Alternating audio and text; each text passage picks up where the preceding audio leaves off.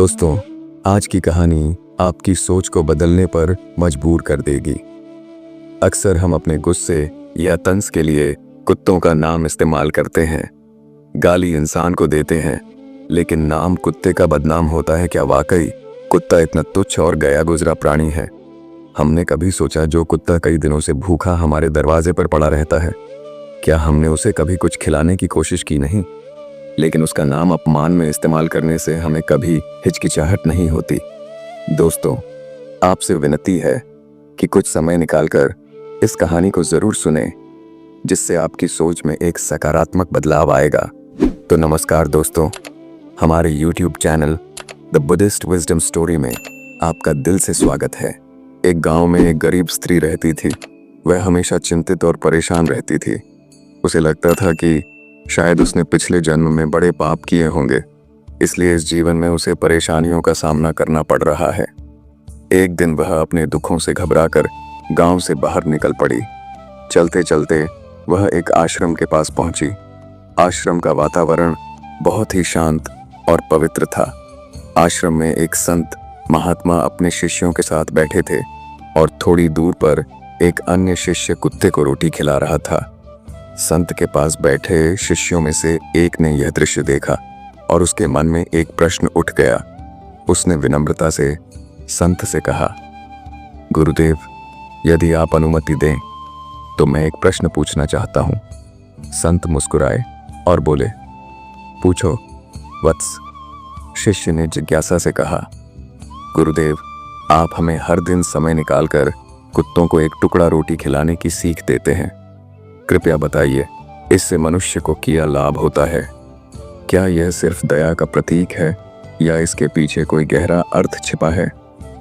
संत के पास बैठे शिष्य ने जैसे ही अपना प्रश्न पूछा, उनकी बातें थोड़ी दूरी पर खड़ी वह गरीब स्त्री भी सुन रही थी। आश्रम के शांत वातावरण में संत और शिष्य के बीच होने वाला संवाद उसके कानों तक साफ साफ पहुंच रहा था।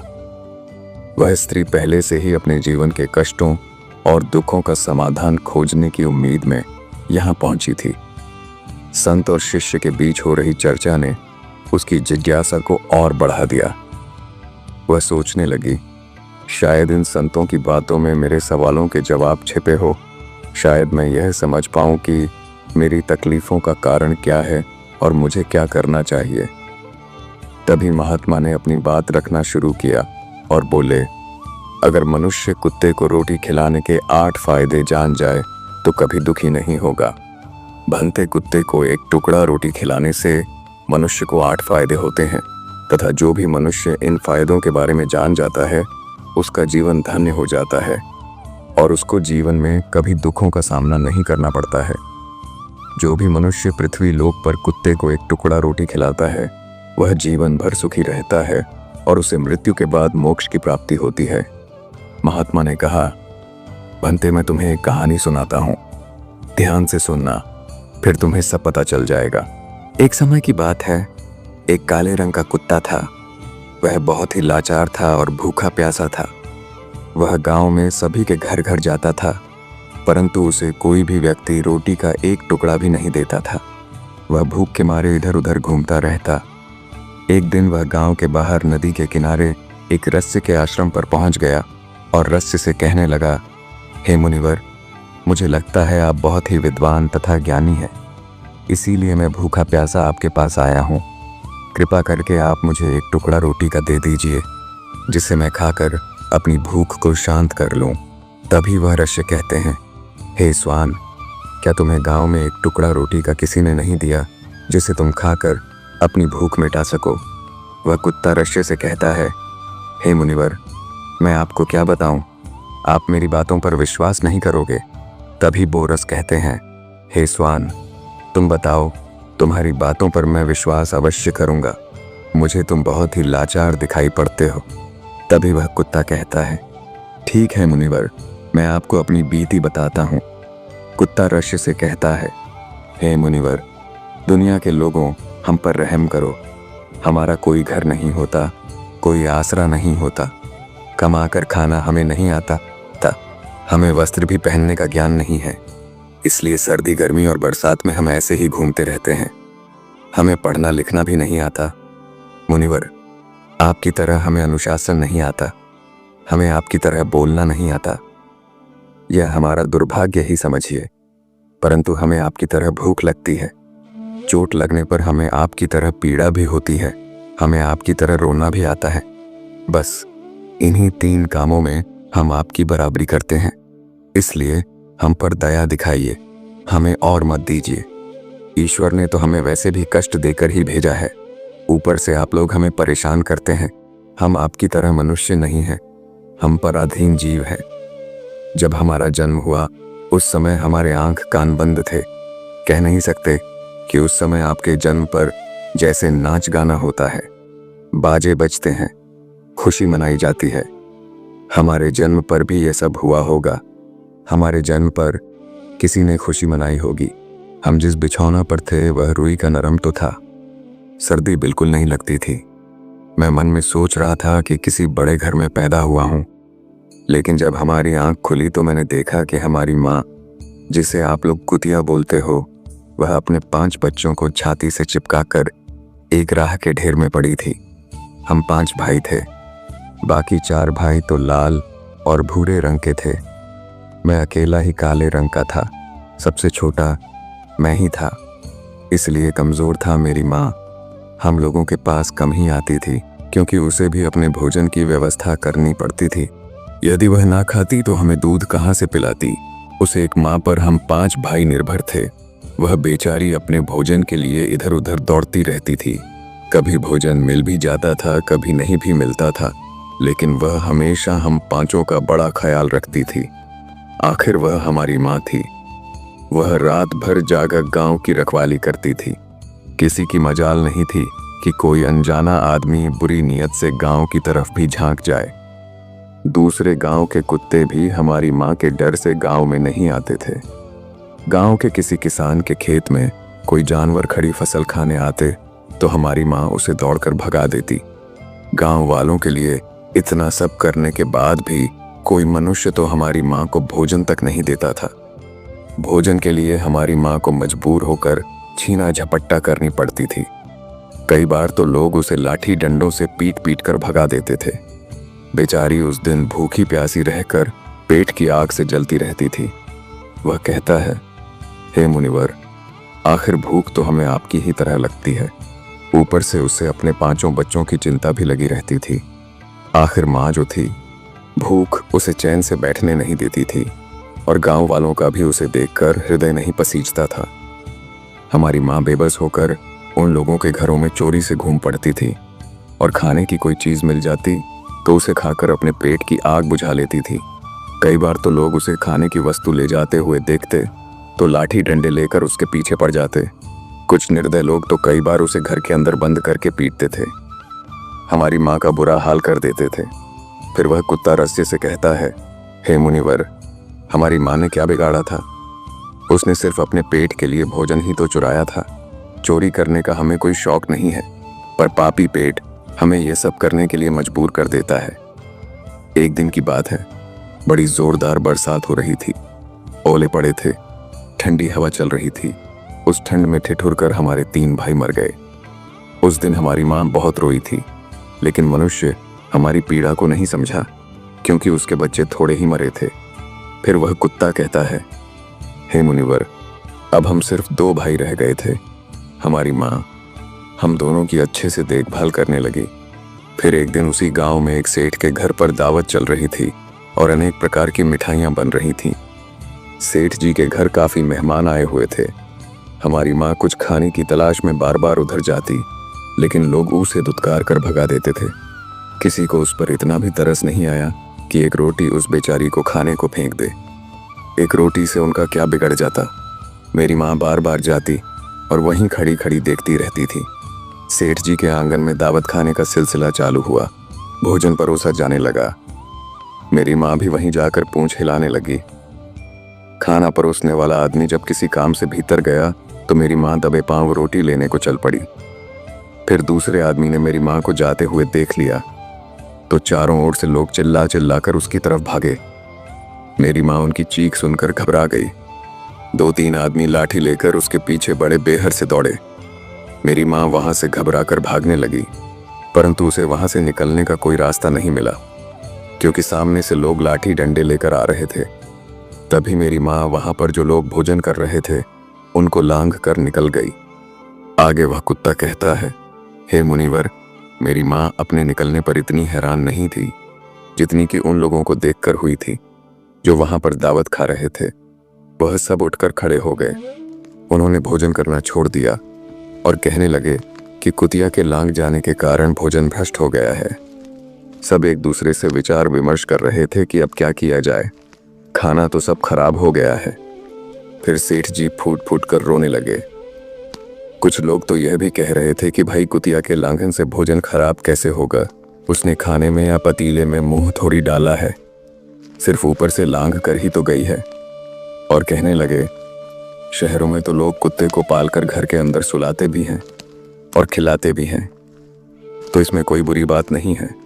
अगर कुतिया लांघ कर गई है तो भोजन खराब नहीं हुआ है। लेकिन उनमें से कुछ लोग बड़े घरों से ताल्लुक रखते थे, उन्होंने एक भी नहीं चलने दी। कह रहे थे कि भोजन तो भ्रष्ट हो गया है, ये हमारे खाने के लायक नहीं है। आखिरकार उन्हीं की बात मानी गई। अब तो वह सारा भोजन गरीबों में बांट दिया गया। उस दिन तो मेरी माँ को खूब पेट भर के खाना मिला था। ऐसा सुख उसने जीवन में कभी नहीं पाया था, लेकिन वह सुख उसके लिए बड़ी मुसीबत बन गया। वह भोजन करके वहां आराम से लेटी ही थी, उतने में वह सेठ डंडा लेकर वहां आ पहुंचा और उसे बुरी तरह से पीटने लगा। उसे वहां से भागने का भी कोई अवसर नहीं मिल पाया। डंडों की चोट से वह बुरी तरह से चिल्लाने लगी। माँ का विलाप सुनकर पत्थर भी पिघल जाता है, पर उस हृदय को उस पर जरा भी रहम नहीं आया। वह उसे कठोरता पूर्वक पीटता रहा। माँ का वह सौर पूरे गांव में सुनाई दे रहा था। तब कुछ लोग आए और उसे समझाते हुए बोले, सेठ जी, जाने दो, भूख में तो आदमी की भी बुद्धि भ्रष्ट हो जाती है। यह तो एक पशु है, इसे अच्छे बुरे का क्या ज्ञान। अब इसे मारकर आपको क्या मिलेगा, जो होना था सो हो गया। लोगों के समझाने के बाद उसने हमारी माँ को पीटना बंद किया। फिर बड़ी मुश्किल हालात में वह हमारे पास आई। माँ ने आकर सारी कहानी हम दोनों भाइयों को सुनाई। हमने सोचा कि कितना कष्ट भरा है। हम कुत्तों का जीवन आदमी एक रोटी के टुकड़े के बदले एक चोर के जितना पीटता है, बेकार है। ऐसे लोग जो हम लोगों की पीड़ा को नहीं समझते। वह कुत्ता कहता है, हे मुनिवर, एक दिन की बात है, उसी गांव के बाहर एक ब्राह्मण आकर ठहरा हुआ था। उसने अपने भोजन के लिए एक जगह चूल्हा बनाया और उस पर दाल बनाने के लिए रख दी। उसके बाद आटा गूंद कर रख दिया। वह वहीं पास में कुएं पर पानी लेने चला गया। इधर कहीं से मेरी माँ भी घूमती हुई वहीं पहुंच गई। उसने आटे को देखा तो सोचने लगी कि शायद इस आटे का कोई मालिक नहीं है। यही सोचकर वह उस आटे को खाने लगी। उधर उस ब्राह्मण ने कुएं के पास से देखा कि उसका आटा एक कुतिया खा रही है, तो वह बड़ा दुखी हुआ। वह बेचारा रोने लगा, क्योंकि वह भी 2 दिनों का भूखा और थका हुआ था। कुछ लोगों ने उसे कहा, अरे ब्राह्मण देवता, इस कुतिया ने तुम्हारा भी आटा बिगाड़ दिया। कल तो इसने सेठ जी की पूरी रसोई बिगाड़ कर रख दी। ब्राह्मण दुखी होता हुआ बोला, भाई मुझे क्या मालूम था, यह दुष्ट कुतिया मेरे आटे को खाने के लिए घात लगाए बैठी है। ब्राह्मण ने ना अब देखा ना ताव लाठी लेकर माँ के ऊपर टूट पड़ा। माँ उस आटे को ठीक से खा भी नहीं पाई थी, पर उससे ज्यादा की उस पर लाठी बरस गई। महीनों तक मेरी माँ लड़खड़ाते हुई घूमती रही। तब उस दिन समझ में आया कि आदमी कितना खुदगर्ज है। हम उसका कोई भी कार्य करते हैं तो भी वह हमें नहीं समझता। आगे वह कुत्ता कहता है, मुनिवर, हमारी कमी यह है कि हम उन्हीं मतलबी इंसानों के अधीन रहना चाहते हैं जो हमें कष्ट देता है, जो हमें प्यार से खिलाता है।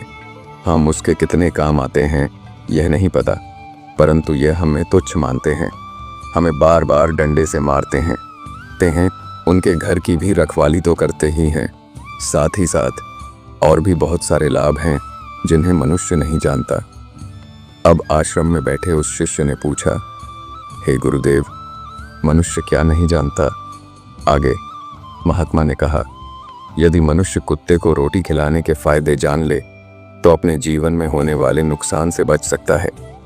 आज मैं आपको बताऊंगा कुत्ते को रोटी खिलाने के 8 फायदे। मनुष्य को पता नहीं है कि जब भी घर में रोटी बनाई जाती है तो सबसे पहली रोटी गौ माता की होती है और पिछली रोटी कुत्ते की होती है। महात्मा ने कहा, ऐसा ही विधान भगवान ने बनाया था, लेकिन भगवान के बनाए उस विधान को भूलकर मनुष्य अगली और पिछली रोटी स्वयं ही खा जाता है। इसका दुष्प्रभाव उसके जीवन पर पड़ता है।